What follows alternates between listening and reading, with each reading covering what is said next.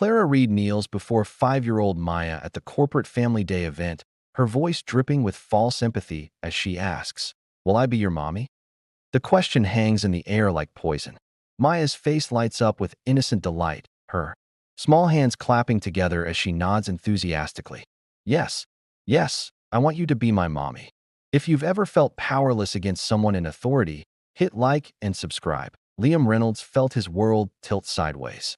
He stood frozen among the crowd of families gathered in Ethelred Technologies. Gleaming main atrium, watching his daughter, his everything, reach out to embrace a woman who had just crossed the most sacred boundary imaginable. The expensive, cloying perfume that surrounded Clara seemed to choke the air from his lungs. "Oh, sweetheart," Clara laughed, her arms wrapping around Maya with practiced warmth. "Aren't you just the most precious thing?" But when she looked up at Liam over Maya's shoulder, her smile never wavered while her eyes delivered a message as cold as steel. "I can take her from you any time I want." The other families around them chuckled at what they saw as a charming interaction. "How sweet," murmured one mother.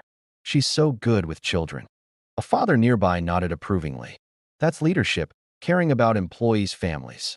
Clara Reed had been Ethelred's CEO for exactly 3 months, brought in from a Fortune 500 rival with glowing recommendations and a reputation for transformational leadership. The tech industry publications had praised her vision for radical empathy in corporate culture and her commitment to next-generation work-life balance. She was everything the board wanted: young, brilliant, photogenic, and armed with an MBA from Wharton and a track record of turning struggling companies into gold mines. But Liam saw something different. As senior data privacy officer, he'd learned to read between the lines, to spot the gaps where truth should be. He'd noticed how Clara's references from her previous company were oddly formal, how her transformation initiatives always seemed to benefit her public image more than employee welfare, how her empathy felt rehearsed rather than genuine.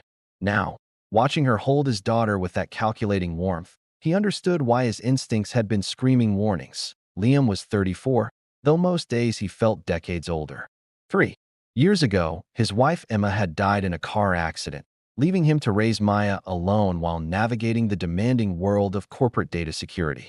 He'd become an expert at invisible juggling, conference calls during school pickup, late-night coding sessions after bedtime stories, weekend work while Maya played nearby. He was good at his job because he was meticulous, patient, and conflict-averse. By necessity, single parents couldn't afford workplace drama. They couldn't risk their reputation, their relationships, or their steady paychecks. Every decision had to be calculated through the lens of what was best for Maya and direct confrontation. With superiors rarely made that list, which Clara had somehow intuited within weeks of her arrival. She'd started small. Casual questions about Maya during team meetings. Comments about how challenging single parenthood must be. Offers of corporate family support that felt more like surveillance than assistance. She'd studied him like a specimen, identified his pressure points, and now she was applying leverage with surgical precision. "Maya, honey," Clara said, still kneeling at eye level, "your daddy works so hard to take care of you, doesn't he?" Maya nodded solemnly. "Daddy says I'm his most important job." "That's exactly right. And sometimes daddies need help with such important jobs." Clara's voice carried the smooth authority of someone used to getting her way. "What if I told you I could help him? Would you like that? Could you come to our house?" Maya asked with 5-year-old directness. "Daddy gets sad sometimes when he thinks I'm sleeping, but I'm not really sleeping." Liam's chest tightened. The nights when grief still caught him off guard, when the weight of raising a daughter alone felt crushing, Maya had noticed. Of course, she had. Children saw everything. Clara's smile widened, genuine pleasure flickering across her features for the first time. Not at Maya's sweetness, but at the information she'd just extracted. "Maybe I could visit sometime. Would you like that?" "Yes." Maya bounced on her toes. "We could have tea parties." "Daddy doesn't know how to do proper tea parties." "I'm sure there are lots of things I could teach you both," Clara said, her gaze sliding meaningfully to Liam. The crowd began dispersing as the corporate photographer finished capturing happy family moments for the company newsletter. Clara rose, gracefully, smoothing her perfectly tailored blazer. "Liam," she said, her public voice warm and professional, "Maya is absolutely delightful. You're doing such an admirable job raising her alone." Then she stepped closer, close enough that only he could hear her next words, close enough that her perfume made his eyes water. "Such a special little girl," she whispered, her hand briefly touching his arm in what anyone watching would see as supportive contact. "I can see why you'd want to protect her from complications." 3 days after the family day event, the first package arrived. Liam stared at the massive box sitting on his front porch, his name and address printed in corporate shipping labels. Maya pressed her face against the living room window, her breath fogging the glass with excitement. "What is it, Daddy? What's in the big box?" He knew before opening it. The return address read Ethelred Technologies, Employee Wellness Initiative. But the contents screamed Clara Reed. Inside, nestled in layers of tissue paper, sat a Victorian dollhouse that probably cost more than Liam's monthly mortgage payment. Hand-carved details, working miniature lights, furniture so intricate it belonged in a museum rather than a 5-year-old's bedroom. The accompanying card was typed on official company letterhead, supporting our valued single-parent employees. Every child deserves to dream big. Employee Wellness Team. Maya's squeal of delight echoed through their modest suburban home as she threw her arms around the dollhouse. "It's the most beautiful thing ever. Can we set it up right now? Please, Daddy." How could he explain to a 5-year-old that accepting the gift felt like swallowing poison? That the woman who sent it was using Maya's joy as a weapon? He watched his daughter's face light up with pure happiness and felt his first real stab of anger. Clara wasn't just manipulating him. She was manipulating his child. The second package arrived 4 days later. A tablet computer, top of the line, preloaded with educational apps and games. Another corporate wellness card, another impossible-to-refuse gift that Maya immediately claimed as her new favorite thing. "Look, Daddy, it knows my name. It says, 'Welcome, Maya,' when I turn it on." Liam's blood ran cold. He grabbed the tablet, scrolling through the settings. Sure enough, Maya's full name, birthday, even her favorite colors were programmed into the device. Information that existed only in his confidential employee file. The phone rang while he was still staring at the screen. "Liam." Clara's voice was honey smooth through the speaker. "I hope Maya enjoyed her gifts." The wellness committee thought she might appreciate some educational enrichment. "These are too expensive," he said carefully. "I can't accept them." "Nonsense. Ethelred believes in supporting our employees' families. Consider it an investment in the next generation." A pause. Maya seemed so fascinated by technology at the family day. "I thought she might have inherited her father's analytical mind." The conversation felt like walking through a minefield. Every word was a potential trap, every response scrutinized for weakness. "I appreciate the gesture, but, Liam." Clara's tone shifted slightly, still warm, but carrying an edge of authority. "You're not going to deprive Maya of educational opportunities out of pride, are you? What kind of father would that make you?" The line went dead before he could respond. That night, after Maya fell asleep clutching her new tablet, Liam sat in his kitchen and recognized the trap for what it was. Clara had weaponized his daughter's happiness. Refusing the gifts meant disappointing Maya. Accepting them meant accepting Clara's intrusion into their home, their lives, their relationship. Either choice gave Clara exactly what she wanted: control. The professional sabotage began the following week. Liam arrived at the office Monday morning to find his access badge deactivated. Security informed him it was a routine system update that would be resolved shortly. 3 hours later, after missing the kickoff meeting for Ethelred's largest client project of the year, his access was mysteriously restored. Clara's assistant called within minutes. "Ms. Reed wanted me to apologize for the technical difficulties. She knows how important that project is to you, and she feels terrible that the system glitch made you miss the initial briefing. Can I get the meeting notes?" Liam asked. "Oh, I'm afraid those are confidential until the next phase. But don't worry, Ms. Reed specifically asked that your workload be adjusted to accommodate your family commitments. She doesn't want you feeling overwhelmed." The exclusion was surgical. Liam found himself mysteriously absent from email chains, his input requests lost in digital limbo, his project contributions reassigned to colleagues with apologetic shrugs and explanations about streamlining processes. At Maya's daycare pickup, other parents began making comments. "Your CEO is amazing," gushed Jennifer, another single mother. She personally called to ask about Maya's development. said she wanted to ensure all employee children were thriving. Liam's grip tightened on Maya's backpack. She called the daycare? Just checking in. She mentioned Maya might benefit from some additional enrichment activities. Maybe a private tutor? She seemed very invested in Maya's future. The boundaries were dissolving. Clara was inserting herself into every aspect of their lives, always with plausible explanations, always framed as corporate benevolence or personal care. 2 weeks into Clara's campaign, Liam's phone buzzed with a high-priority security alert at 11:47 p.m. Unauthorized access detected. Employee file number 4471. C-suite IP address. Non-business hours. His blood turned to ice. Employee file number 4471 was his. Someone with C-suite access had opened his confidential HR record outside normal business hours, outside any legitimate review process that he knew exactly who. Subscribe to see how this dad fights back against corporate manipulation.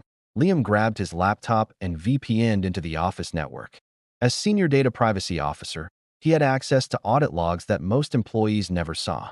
The digital breadcrumbs told a clear story. Clara Reed's executive IP address had accessed his file at 11:43 p.m., spending 14 minutes reviewing pages that contained his salary history, emergency contacts, medical information, and personal details that had no business purpose, including Emma's death certificate, Maya's birth records, his ex-mother-in-law's contact information from when she'd briefly been listed as Maya's guardian before Emma's passing. Clara had gone mining for vulnerabilities, and she'd found them all. The next morning, Liam sat in his cubicle staring at the evidence on his screen. The HR file breach wasn't just inappropriate, it was a federal crime. Accessing employee records without legitimate business need violated multiple data privacy statutes. Clara had crossed from psychological manipulation into criminal territory. His hands shook as he saved screenshots of the audit logs. For the first time since this nightmare began, he had something concrete, something undeniable, something that could destroy her. The thought should have brought relief. Instead, it brought a crushing realization of how trapped he truly was. Clara Reed was the CEO of his company. She controlled his livelihood, his benefits, his professional reputation. She could fire him with a phone call, destroy his career with a bad reference, leave him unable to provide for Maya. And she'd made it clear she was willing to use Maya as leverage. That evening, while Maya played with her dollhouse, she looked up at him with those wide, trusting eyes that still believed the world was fundamentally good. "Daddy, why don't you like Miss Clara? She's so nice to us. She sent me all these wonderful things, and she asks about me at school." Jenny's mommy said Miss Clara really cares about me. Liam knelt beside his daughter, searching for words that could explain the unexplainable. How do you tell a 5-year-old that kindness can be a weapon, that gifts can be chains, that the woman showering her with attention was slowly, methodically trying to replace her father in her affections? Sometimes, sweetheart, grown-ups have complicated reasons for the things they do. Maya tilted her head, processing this with 5-year-old logic. But she makes you sad. I can tell. Your face gets all worried when people talk about her. I just want to make sure you're safe and happy, he said softly. But Miss Clara wants that too. She told me so. She said she wants to help take care of me because that's what nice ladies do. Maya's voice carried the absolute certainty of childhood innocence. Maybe you should give her a chance, Daddy. Maybe she could make you happy too. The words hit him like a physical blow. Clara's psychological warfare was working. Maya was beginning to see her CEO not as an intruder, but as a potential mother figure. A solution to problems Maya didn't even understand she had. Liam tucked his daughter into bed that night knowing that Clara Reed had won the first battle. She'd established herself in Maya's mind as a caring, generous adult who wanted good things for their family. She'd isolated him professionally while maintaining perfect, plausible deniability. She'd violated his privacy and gathered ammunition for future attacks. But as he sat in his kitchen, staring at the audit logs on his laptop screen, Liam felt something new crystallizing in his chest. Not the helpless fear that had paralyzed him at the family day event. Not the desperate confusion of the past few weeks. Cold, focused anger. Clara Reed had made one crucial mistake. She'd committed her crimes in the digital realm, leaving evidence that couldn't be explained away with charm and corporate doublespeak. She'd given him exactly what he needed to fight back. The meeting invitation arrived at 2:17 p.m. on a Tuesday. Marked Urgent, Executive Briefing. Liam stared at his computer screen, reading Clara's assistant's email. Ms. Reed needs to discuss critical data compliance issues with the Morrison Industries contract. Conference room A. Immediate attendance required. Something felt wrong. The Morrison contract had been finalized months ago. There were no outstanding compliance issues. But refusing a direct summons from the CEO wasn't an option, especially not when his job security hung by increasingly thin threads. He grabbed his laptop and headed for the elevator, checking his phone out of habit. Maya's daycare pickup was at 5:30. Plenty of time for whatever manufactured crisis Clara had devised. Conference room A sat on the executive floor, its floor-to-ceiling windows offering a panoramic view of the city. Clara was already seated at the head of the polished mahogany table, surrounded by legal documents and laptop screens displaying contract details that Liam recognized as completely routine. "Thank you for coming so quickly," she said, gesturing to the chair directly across from her. "I know how busy you are with your responsibilities." The way she said the word made Liam's skin crawl. For the next hour, Clara walked him through contract clauses he'd reviewed dozens of times, asking questions that had obvious answers, requesting analysis of scenarios that would never occur. It was corporate theater, designed to consume his time while appearing perfectly legitimate to anyone who might ask questions later. "I want to be absolutely certain we're protected from any potential liability," Clara said, pulling up another document. "Let's examine the data retention requirements one more time." Liam's phone sat silent on the table beside his laptop. No calls, no texts, no interruptions from the outside world. The meeting stretched on, meandering through pointless technical discussions while Clara's eyes watched him with predatory patience. At 4:45 p.m., his phone finally buzzed. Unknown number. Liam glanced at Clara, who nodded graciously. "Please, take it. Family emergencies always come first." "Hello, Mr. Reynolds. This is Janet from Sunshine Daycare. Maya's running a fever of 101.2, and she's been asking for you. We need someone to pick her up immediately." His blood turned to ice. "I'll be right there. Actually, sir, we've already contacted the next person on your emergency list. Ms. Reed should be arriving shortly." The phone nearly slipped from his hands. "What? No, there's been a mistake. Clara Reed isn't authorized to. I have the paperwork right here, sir. She's listed as Maya's secondary guardian with full pickup authorization. The form has your signature and was submitted 2 weeks ago." Liam's gaze snapped to Clara, who was studying her laptop screen with theatrical concentration. She'd used the stolen information from his HR file to forge emergency contact documentation. She'd positioned herself as Maya's legal guardian without his knowledge or consent. "I never signed any. Sir, Maya needs to be picked up now. Ms. Reed is already on her way. You can sort out the paperwork issues tomorrow." The line went dead. Clara looked up with manufactured concern. "Is everything all right? Maya isn't ill, is she?" "You know exactly what's happening," Liam said, his voice barely controlled. "I'm afraid I don't understand." Her expression was perfectly innocent. "Though if Maya needs care, perhaps we should wrap up this meeting. Family always comes first at Ethelred." Liam was already moving toward the door, but Clara's voice stopped him. "Actually, I do need you to review these final compliance requirements. It shouldn't take more than 30 minutes. I'm sure whoever is picking up Maya has everything well in hand." It wasn't a request. It was a trap with teeth. Refusing meant abandoning his daughter to Clara's custody. Staying meant letting Clara execute whatever plan she'd designed around Maya's illness. Either choice delivered exactly what Clara wanted, power over both of them. "Maya needs her father," Liam said. "Maya needs medical attention," Clara replied smoothly. "Which she's receiving. From someone who cares deeply about her welfare." The subtext was crystal clear. Clara had orchestrated every detail. The fake emergency, the forged documents, the strategically timed meeting that kept him trapped while she claimed his daughter. She'd turned Maya's childhood illness into a weapon of psychological warfare. Liam sat back down, his hands steady despite the rage building in his chest. "Let's finish this," he said quietly. Clara smiled. 2 hours later, Liam's phone buzzed with a text message. The photo showed Maya sleeping peacefully in an enormous bed, surrounded by luxury he could never afford. Silk pillows, Egyptian cotton, sheets, a view of the city skyline through floor-to-ceiling windows. His 5-year-old daughter looked tiny and vulnerable in the opulent space, her fever-flushed cheeks barely visible above a designer comforter. The accompanying message was typed with clinical precision. "Don't worry, I've got her. We're at my penthouse. My personal physician is on the way. See how much easier things are when we work as a team." Liam stared at the screen, his vision blurring. With fury, Clara had physically removed his child from his custody, taken her to a private residence, and was now providing medical care without his permission or presence. She'd used Maya's illness, possibly genuine, possibly induced, to demonstrate her power over the most important relationship in his life. The worst part was the plausible deniability.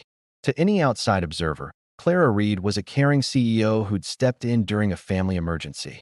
She'd followed proper protocols, used authorized documentation, and provided superior medical care. The fact that she'd manufactured the entire scenario would be impossible to prove. His phone rang. Clara's number. "How is she?" he asked without preamble. "Much better. Dr. Westbrook says it's just a mild virus. Nothing serious." Clara's voice carried the warmth of maternal concern.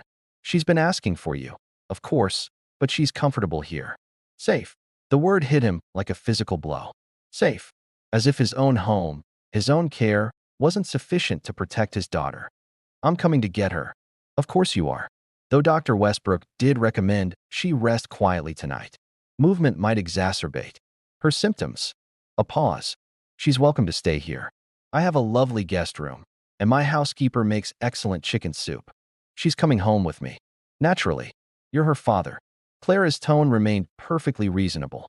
"Though I do hope you'll consider what's best for Maya's health. Sometimes what we want and what our children need aren't the same thing." Another pause, longer this time. "I'll text you the address. Take your time driving over. Maya's in excellent hands." The line went dead, leaving Liam alone in the empty conference room with the dying light of sunset painting the walls blood red. He sat in his car in the Ethel-red parking garage, staring at his reflection in the rearview mirror. The man looking back at him had the same features, the same tired eyes, the same worried expression he'd worn for 3 years of single parenthood. But something fundamental had changed. The fear that had paralyzed him at the family day event was gone. The desperate confusion of the past few weeks had evaporated. In their place sat something harder, colder, more dangerous. Clara Reed had just made the most catastrophic mistake of her career.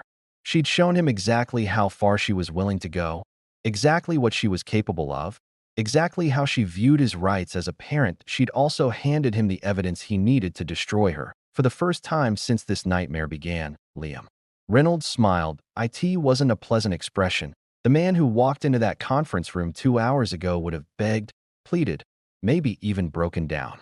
He would have accepted Clara's terms, grateful for whatever scraps of access to his daughter she chose to allow. But that man was gone. The one who remained was someone Clara Reed had never met.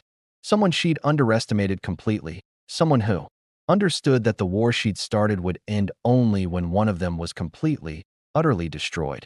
Liam drove to Clara's penthouse in silence, his mind no longer clouded by emotion.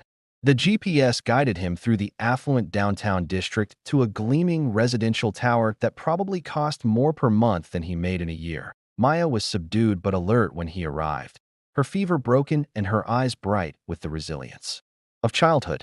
She chattered about the pretty lady's castle and the doctor who let her listen to her own heartbeat, while Clara watched from the doorway with satisfied possession. "Thank you for taking such good care of her," Liam said, his voice carefully neutral.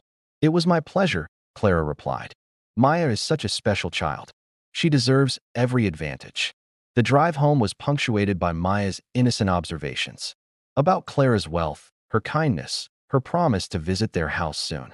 Each comment was a small knife twist, confirmation that Clara's psychological campaign was working exactly as designed. But Liam's anger had crystallized into something far more dangerous than rage.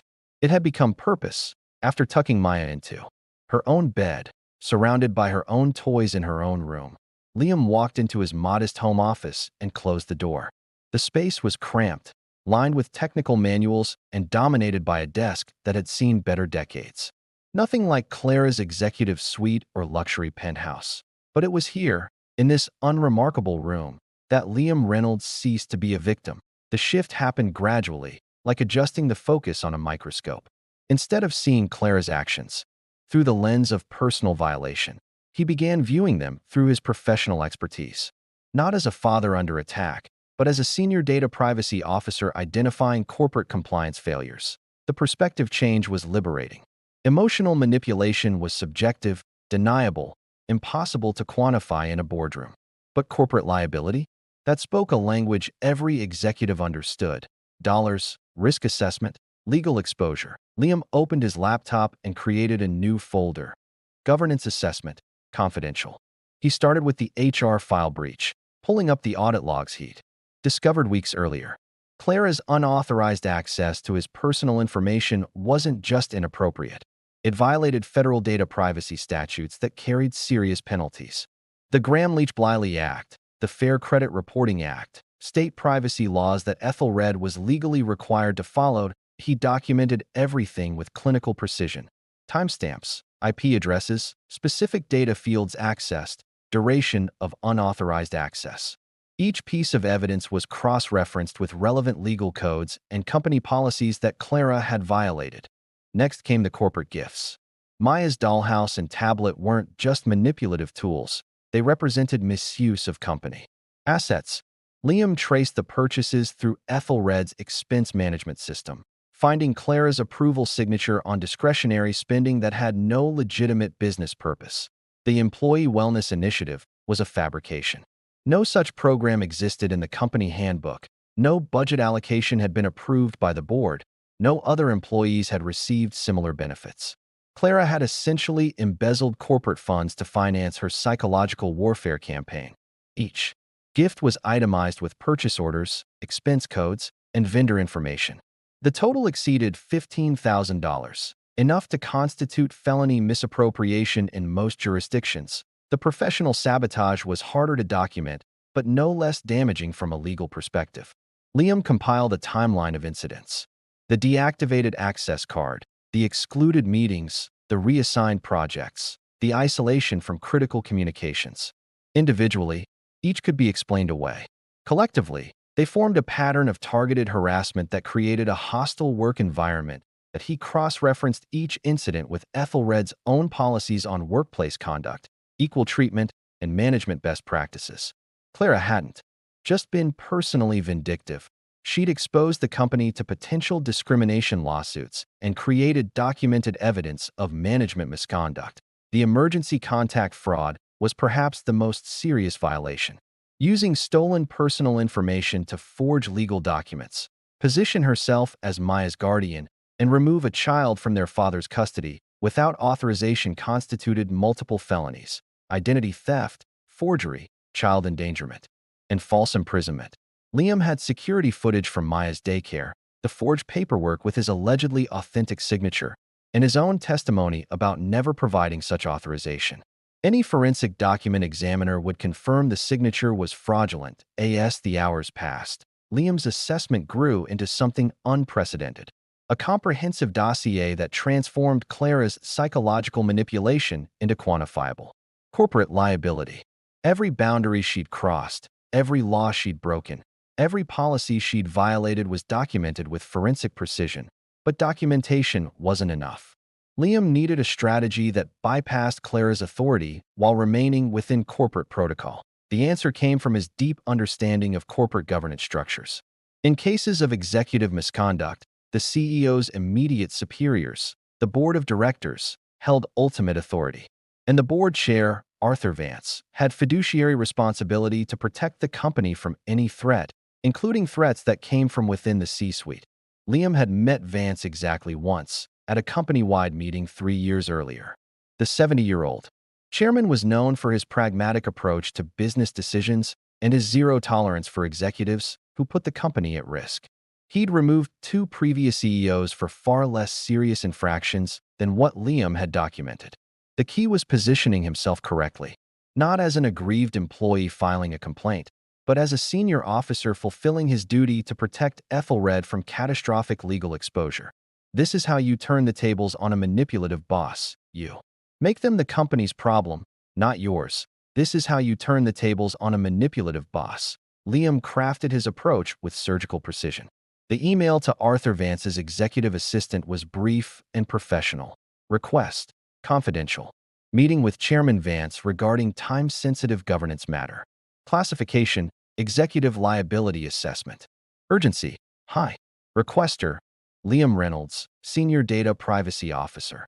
No mention of personal grievances. No emotional language. Just a compliance officer requesting urgent consultation on corporate risk management. The response came within 2 hours. Mr. Vance will see you tomorrow at 8 a.m. Conference Room 1, Executive Floor. Duration: 30 minutes. Classification: confidential. Liam spent the remaining hours perfecting his presentation. The dossier was organized into clear sections: legal violations, financial misconduct, governance failures, and risk assessment. Each section included specific recommendations for corporate protection and regulatory compliance, that he practiced his delivery until it was flawless, removing every trace of personal emotion or victim narrative. This wasn't about him or Maya. This was about protecting Ethelred Technologies from an executive who had become a clear and present danger to the company's stability. The final document was 47 pages of forensic evidence, legal analysis, and corporate risk assessment. It read like an FBI investigation report, not a workplace complaint. Every allegation was supported by hard evidence. Every claim backed by documented proof. Clara Reed had spent months positioning herself as Liam's superior, using her authority to manipulate and control him. But she'd made one critical error in her psychological warfare. She'd committed her crimes in the digital realm, leaving evidence that couldn't be explained away by charm or corporate doublespeak. She'd also underestimated her opponent. Liam wasn't just a single father struggling to protect his daughter. He was a senior compliance officer with specialized knowledge of corporate governance, data privacy law, and executive accountability measures. For 3 months, Clara had been playing chess while Liam stumbled around the board like a confused pawn. But now the game had changed. Clara was still playing chess, focused on psychological manipulation and emotional warfare. Liam was playing a different game entirely. One where evidence mattered more than emotion, where corporate liability trumped personal charm, where the rules were written in federal statutes and fiduciary responsibilities. He printed the final copies of his dossier. Liam felt something he hadn't experienced since Emma's death: complete confidence in his ability to protect his family, not through confrontation or emotional appeals, but through the quiet, devastating power of absolute professional competence. Clara Reed had no idea what was coming for her. At 11:30 p.m., his phone buzzed with a calendar notification: meeting with Arthur Vance, 8 a.m., Conference Room 1. Liam smiled and closed his laptop. Tomorrow morning, Clara Reed's war against his family would end, not with drama or spectacle, but with the simple, devastating presentation of facts that would make her corporate survival impossible. The architect had finished his work. Now came the execution. At 7:55 a.m., Liam stood outside Conference Room 1 on Ethelred's executive floor, holding a leather portfolio that contained 47 pages of documented evidence against Clara Reed. His hands were steady, his mind clear. His presentation rehearsed to perfection. Arthur Vance was already seated at the head of the conference table when Liam entered. At 70, the board chair still commanded attention with sharp eyes and the bearing of someone who'd spent 5 decades making difficult decisions. He gestured to the chair opposite him without preamble. "Mr. Reynolds, your message mentioned a governance matter requiring immediate attention." "Yes, sir. Thank you for making time." Liam opened his portfolio and placed a bound copy of his dossier on the table. "I've identified multiple violations of corporate policy and federal law that pose significant legal and financial risk to Ethelred Technologies." Arthur's expression didn't change, but his attention sharpened. "Explain." Liam launched into his presentation with clinical precision. No emotion, no personal grievances, no mention of Maya or his own suffering. Just facts, evidence, and corporate liability assessment. "The violations fall into 4 categories," he began, his voice steady and professional. First, unauthorized access to confidential employee records in violation of federal data privacy statutes. The Gramm-Leach-Bliley Act carries penalties of up to $100,000 per violation. He opened to the first section of his dossier, showing Arthur the audit logs that documented Clara's illegal access to his HR file. Timestamps, IP addresses, specific data accessed, everything laid out with forensic clarity. Second, misappropriation of corporate assets through fraudulent expense approvals. The total exceeds $15,000, qualifying as felony embezzlement under state law. The gift documentation was equally thorough. Purchase orders, expense codes, vendor receipts, all approved by Clara for non-existent corporate programs with no legitimate business purpose. Third, creation of a hostile work environment through systematic harassment and professional sabotage, exposing Ethelred to potential discrimination lawsuits with damages that could reach 7 figures. The timeline of professional sabotage was meticulously documented. Excluded meetings, deactivated access, reassigned projects. Each incident cross-referenced with company policies Clara had violated. Fourth, identity theft and child endangerment. Through the creation of fraudulent legal documents to gain unauthorized custody of an employee's minor child. This section made Arthur's eyebrows rise slightly. The forged emergency contact forms, the security footage, the documented timeline of Clara's unauthorized removal of Maya from daycare. It painted a picture of criminal conduct that went far beyond corporate misconduct. Throughout the presentation, Arthur said nothing. He simply reviewed each piece of evidence with the methodical attention of someone who understood exactly what he was seeing. When Liam finished, the silence in the room was absolute. "These are serious allegations," Arthur said finally. "Yes, sir. Each allegation is supported by documented evidence that would be admissible in court proceedings. And you're bringing this to me because, as board chair, you have fiduciary responsibility to protect Ethelred from executive misconduct that could result in criminal charges, federal investigations, and catastrophic reputational damage." Liam's voice remained perfectly level. Ms. Reed's actions have created multiple vectors for legal action against the company. Shareholders could claim negligent supervision. Regulatory agencies could launch investigations into our data privacy practices. The media attention alone could destroy our market position. Arthur studied the dossier for several minutes, occasionally asking clarifying questions that Liam answered with precise detail. Every aspect of his case was bulletproof, documented, verified, cross-referenced with applicable laws and corporate policies. Why didn't you go through HR or your direct supervisor with these concerns? The nature of the violations required board-level intervention. HR lacks authority to address executive misconduct of this magnitude, and involving middle management could compromise the confidential nature of the assessment. It was the perfect answer, corporate protocol wrapped in the language of executive responsibility. Arthur closed the dossier and looked directly at Liam. "You understand the seriousness of what you're alleging?"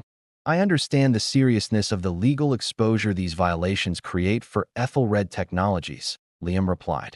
"My duty as Senior Data Privacy Officer is to identify and report compliance failures that could harm the company." Another long silence. Then Arthur nodded slowly. "I appreciate your discretion in bringing this matter directly to my attention, Mr. Reynolds. Your loyalty to Ethelred's interests is noted and valued." "Thank you, sir. I trust you'll maintain confidentiality while the board addresses these concerns." "Absolutely. My only interest is protecting the company from further liability." Arthur stood, extending his hand. "Thank you for your diligence, Mr. Reynolds. The board will handle this matter appropriately." The meeting lasted exactly 28 minutes. Liam walked out knowing that Clara Reed's career at Ethelred Technologies was over. 1 week later, the company-wide email appeared in everyone's inbox at exactly 9 a.m.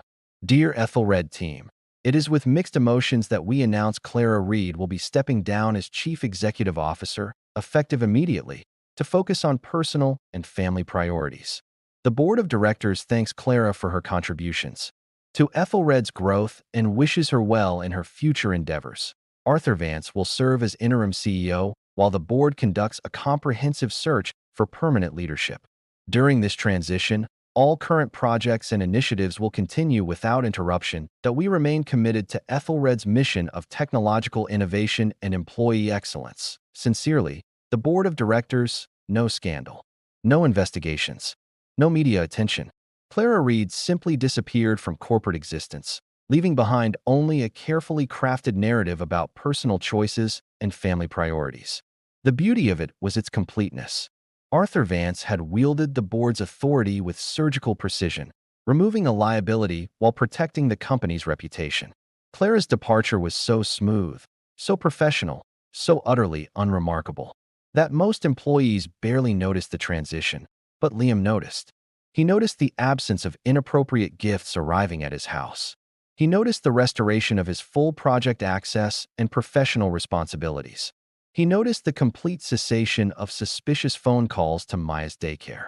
Most importantly, he noticed Maya's gradual return to her normal, happy self as Clara's influence faded from their lives. 3 weeks after Clara's departure, Liam sat on a swing beside his daughter at the neighborhood park. The late afternoon sunlight filtered through the oak trees above them, casting dancing shadows across the code playground equipment. Maya pushed herself higher on her swing, laughing with the pure joy that only children possess. His phone buzzed with a work notification, probably another routine compliance matter that needed his attention.